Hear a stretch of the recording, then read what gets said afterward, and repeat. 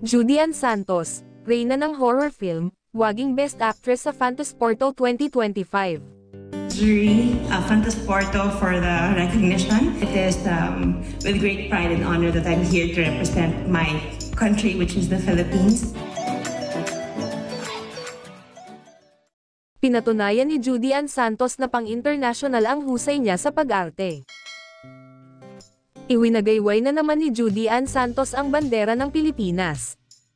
Kakapanalo pa lang sa Metro Manila Film Festival 2024, nanalong Best Actress na naman si Judy Ann Santos para sa kanyang pagganap sa Espantajo sa 2025 Fantasporto International Film Festival. Muling nadagdagan ang mga parangal sa award-winning Filipina actress na si Judy Ann Santos dahil siya ang nagwagi bilang pinakamahusay na aktres sa 45th Fantasporto International Film Festival na ginanap mula ika-28 ng Pebrero taong 2025 hanggang ika-8 ng Marso taong 2025 sa Battle Centro de Cinema, Porto, Portugal.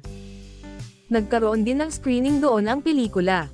At nitong mismong awards night, sa isang video ay naruroon mismo ang pag-a-announce sa pangalan ni Judy Ann bilang Best Actress.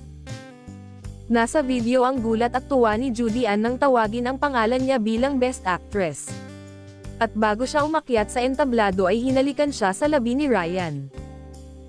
Sa acceptance speech ay nagpasalamat si Judy Ann sa mga bumubuo ng jury. Inihayag niya na masaya siya na irepresent ang bansang Pilipinas sa naturang festival. Ani Juday sa kanyang speech, "It is heavy. There's a lot of excess baggage when I get back home," tumawa si Judy Ann. "I would like to thank the jury of Fantasporto for the recognition. It is with great pride and honor that I am here to represent my country, which is the Philippines.